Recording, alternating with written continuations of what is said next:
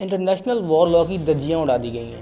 کیا یہ اس لیے ہے کہ انسٹیٹیوٹ لائک UN اور ICC کو امریکہ، اسرائیل اور اس کے الائز مینیپولیٹ کرتے ہیں؟ ابھی حال ہی میں جب ICC نے اسرائیلی وزیر اعظم، وزیر دفاع کے وارنٹ گرفتاری جاری کیے اور رفح میں آپریشن کو روکنے کا آرڈر جاری کیا تو اسرائیل پر رتی برابر فرق نہیں پڑا، بلکہ اس نے رفح میں آپریشن کو مزید تیز کر دیا۔ دوسری طرف بائیڈن نے ICC کے آرڈر کی شدید مذمت کی اور اسرائیل کو ضروری کور مہیا کیا۔ ایسا بار بار ہونا indicative of a recurring theme, the selective application of international law. اقوام متحدہ اور ICC جیسے ادارے انصاف اور امن قائم کرنے کے لیے بنائے گئے ہیں، لیکن ان کے مقاصد اور ریئلٹی میں زمین آسمان کا فرق ہے۔ امریکہ اپنے سیاسی اور اقتصادی اثر و رسوخ کے استعمال سے خود کو اور اپنے اتحادیوں کو انٹرنیشنل لا آف وار کی اسکروٹنی سے بچاتا آ رہا ہے۔ آج ہم بین الاقوامی قانون کی ابتدا اور اس کی تاریخی کردار کا جائزہ لیں گے اور دیکھیں گے کہ تاریخی طور پر کس طرح یہ امریکہ اور اس کے اتحادیوں کی ہاتھ کی چھڑی اور جیب کی گھڑی کے طور پر استعمال ہوتا رہا ہے۔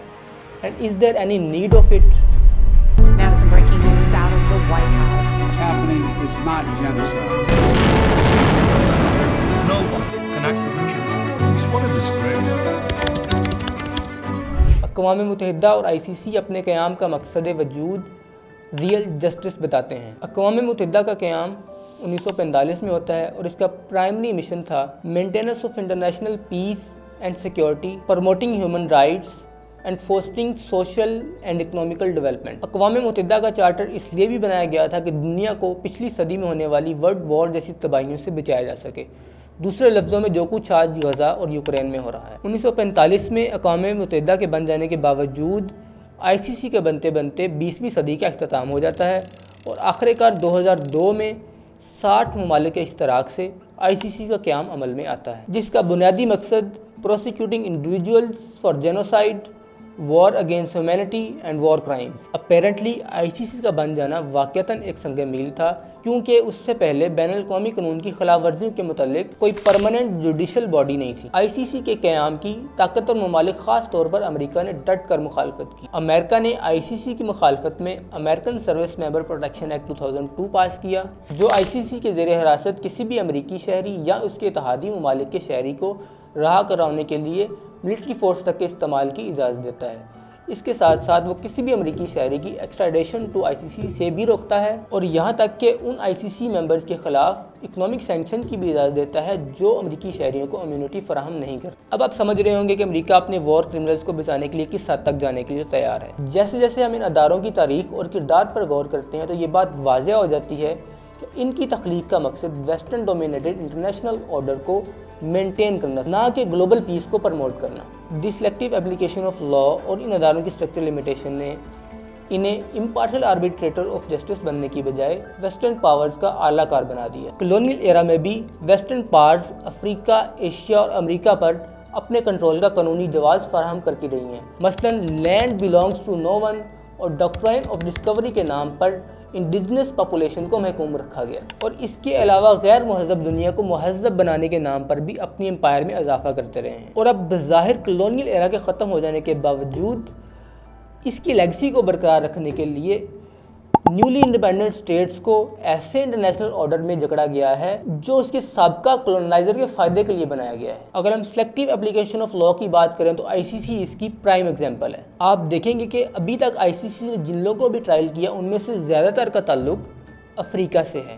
مثلاً سوڈان کے صدر عمر البشیر، کینیا کے ڈپٹی پرائم منسٹر ولیم روٹو اور یوگنڈا کے وارلڈ جوزف کونی۔ ان لوگوں کا ضرور ٹرائل ہونا چاہیے، لیکن مغربی رہنما اور ان کے اتحادیوں کے خلاف مقدمات کی نمایاں غیر موجودگی عدالت کی غیر جانبداری پر سوال اٹھاتی ہے۔ Given the severity of crimes committed by Western powers, this isn't a coincidence، بلکہ یہ اس بات کو ظاہر کرتا ہے کہ انٹرنیشنل لا کس طرح کام کرتا ہے اور ویسٹرن پاور اس پر کس طرح اثر انداز ہوتی ہیں، بلکہ پوری ویسٹرن ورلڈ یہ سمجھتی ہے کہ وہ انٹرنیشنل لا کے سامنے جواب دہ نہیں ہے۔ حال ہی میں ICC پروسیکیوٹر کریم خان نے اسرائیلی حکام کے وارنٹ جاری کرنے کے بعد CNN کو انٹرویو دیتے ہوئے انکشاف کیا کہ اسے ایک ویسٹرن لیڈر نے کہا کوٹ ICC was established for Africans and thugs like Russian president Putin سے یاد آیا کہ آپ دیکھیں گے کہ جب ICC نے پوٹن کے وارنٹ گرفتاری جاری کیے تو بائیڈن اور ویسٹرن لیڈر نے کیا کہا، جبکہ دوسری طرف بائیڈن اسرائیلی حکام کے خلاف وارنٹ گرفتاری جاری ہونے کے بعد نہ صرف اس کی پرزور مذمت کرتا ہے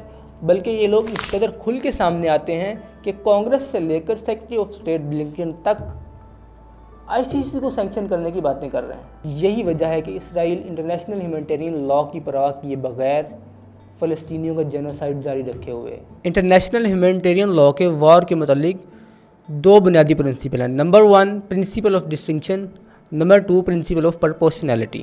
اگر ہم پہلے پرنسپل آف ڈسٹنکشن کی بات کریں تو اس کا مطلب یہ ہے کہ وہ لوگ جو لڑ رہے ہیں اور وہ لوگ جو نہیں لڑ رہے ان کے درمیان فرق کیا جائے۔ اسی طرح وہ بلڈنگز یا وہ انفراسٹرکچر جو ملٹری آبجیکٹیو کے لیے استعمال ہو رہا ہے اس میں اور جو نہیں ہو رہا اس میں بھی فرق کیا جائے۔ اب ہم غزہ وار میں اس پرنسپل کا جائزہ لیتے ہیں۔ نمبر 1 اسرائیل نے سویلینز کو مارا ہے۔ There is no doubt in it, the genocide of Palestine is the most televised genocide in the history of mankind. Number 2 Israel نے 8 ورکرز کو بھی مارا ہے۔ ان میں بیلجیم کے 33 سالہ عبداللہ نبہان جو اپنے 7 سالہ بچے سمیت ایئر اسٹرائک میں مارے گئے۔ اور جب اسرائیل نے دی فیمس ورلڈ سینٹرل کچن کے کاروبار پر حملہ کیا اس میں مارے جانے والوں میں US کینیڈین، آسٹریلین، انگلش اور پیلسٹائن ڈرائیور شامل تھے۔ اسرائیل نے صحافیوں کو بھی مارا ہے۔ کمیٹی ٹو پروٹیکٹ جرنلسٹ کے مطابق ابھی تک 91 working journalist have been killed اور ادر میڈیا ورکرز اس کے علاوہ ہیں۔ اس کے علاوہ درجنوں صحافیوں کو ڈیٹین کیا ہے انڈر نو چارجز، جبکہ رپورٹرز وداؤٹ بارڈرز نے ICC میں اپنی کمپلین جو اسرائیل کرائم اگینسٹ جرنلسٹ ہے اس میں اس تعداد کو مور دین 100 بتایا ہے، اور ان مارے جانے والے جرنلسٹ میں 95% فلسطینی ہیں۔ اور تو اور اسرائیل نے اپنے سٹیزنز کو بھی مارا ہے۔ ابھی حال ہی میں ہارٹس کی ایک رپورٹ کے مطابق اسرائیل نے 7 اکتوبر کو ہینبل ڈکٹرائن ایشو کیا جس کے مطابق اسرائیل اپنے لوگوں کو ہوسٹیج بننے سے روکنے کے لیے ان کو خود بھی مار سکتا ہے، جبکہ ایسے درجنوں ہوسٹیج بھی ہیں جو اس ٹائم ڈیڈ کنسیڈر کیے جاتے ہیں جو اسرائیل کی بمبارڈمنٹ سے غزہ میں بلڈنگ سے نیچے مارے گئے، جبکہ اسرائیل کی بمبارڈمنٹ کی وجہ سے there is no working hospital in Gaza. ان حقائق کی روشنی میں ہم یہ کہہ سکتے ہیں کہ Israel fail to meet the bar of principle of distinction. اس تناظر میں اب ہم پرنسپل آف پرپورشنالٹی کا جائزہ لیتے ہیں۔ تو 7 اکتوبر کو قریب 1200 اسرائیلی مارے گئے جبکہ 7000 کے قریب انجرڈ ہوئے۔ اس کے مقابلے میں آج کی ڈیٹ تک 40,000 سے زیادہ فلسطینی مارے گئے ہیں اور 80,000 سے زیادہ انجرڈ ہوئے ہیں۔ اگر ہم اس سچویشن کو اس طرح سے لیں کہ 1 گھنٹے کے اندر اسرائیل 42 بام گراتا ہے، 12 بلڈنگ ڈسٹروائے ہوتی ہیں، 15 فلسطینی مارے جاتے ہیں اور ان میں 6 بچے ہوتے ہیں۔ ان مارے جانے والے 40,000 سے زیادہ لوگوں میں زیادہ تر بچوں اور عورتوں پر مشتمل ہے، اور ایسے بھی فیملی ہیں جن کا ریکارڈ میں اب کوئی نام و نشان نہیں ہے، اور ایسے بھی بچے ہیں جو اپنے والدین کے بغیر زندگی گزاریں گے۔ مارے جانے والوں کے علاوہ ہزاروں انجرڈ ہیں اور ہزاروں لاپتہ ہیں جو کہ انڈر دا ربلز ہیں۔ اگر ہم غزہ کے ڈیتھ ٹول کو ریسنٹلی ایک میڈیکل جرنل دی لینسٹ کے ریسنٹ آرٹیکل کے مطابق دیکھیں جس میں انہوں نے ڈائریکٹ ڈیتھ اور انڈائریکٹ ڈیتھ کا بھی ذکر کیا ہے، یعنی ڈائریکٹ ڈیتھس وہ ہیں جو ڈائریکٹلی اسرائیل کی ایئر اسٹرائک میں کوئی بندہ مارا جاتا ہے یا ویسے کسی کمبیٹ سچویشن میں مارا جاتا ہے، جبکہ اس کے مقابلے میں انڈائریکٹ ڈیتھس وہ ہیں کوئی بندہ بیمار ہے اور ہاسپٹل تباہ ہو چکے ہیں تو وہ میڈیکل فیسلٹی اویل نہیں کر سکتا اور وہ مارا جاتا ہے، تو دس کاؤنٹ ان انڈائریکٹ ڈیتھ۔ دی لینسٹ کے مطابق ماڈرن کانفلکٹس میں ڈائریکٹ ڈیتھس کے مقابلے میں انڈائریکٹ ڈیتھس 3 to 15 ٹائم زیادہ ہوتی ہیں، اور اس ایسٹیمیٹ کے مطابق اگر ہم رینج کو 4 انڈائریکٹ ڈیتھس کنسیڈر کریں تو یہ تعداد 1,86,000 تک جاتی ہے، جو کہ غزہ کی ٹوٹل پاپولیشن کا 8% بنتا ہے۔ اور اگر ہم اس ایسٹیمیٹ میں 15 انڈائریکٹ ڈیتھس شامل کریں تو یہ تعداد بنتی ہے 6,85,000، جو کہ اراؤنڈ 15% آف غزہ پاپولیشن۔ اسرائیل یہ سارا کچھ رول بیسڈ انٹرنیشنل آرڈر کے ہوتے ہوئے کر رہا ہے جس کا حصہ ICC اور UN بھی ہے، اور اگر یہ سارا کچھ ہو رہا ہے تو پھر سوچنے کی بات ہے، is there any need of these institutions? آپ کی کیا رائے ہے؟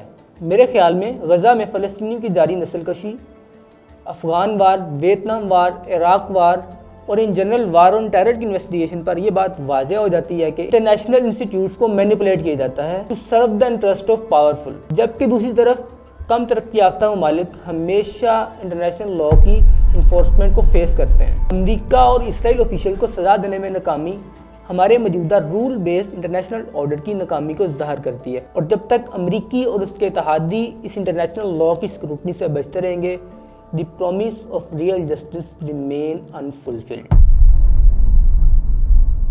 اور آخر میں اس ویڈیو میں بیان کیے گئے تمام حقائق کا لنک اس ویڈیو کی ڈسکرپشن میں موجود ہے، اور ایسی ہی مزید ویڈیو دیکھنے کے لیے اس چینل کو سبسکرائب کریں۔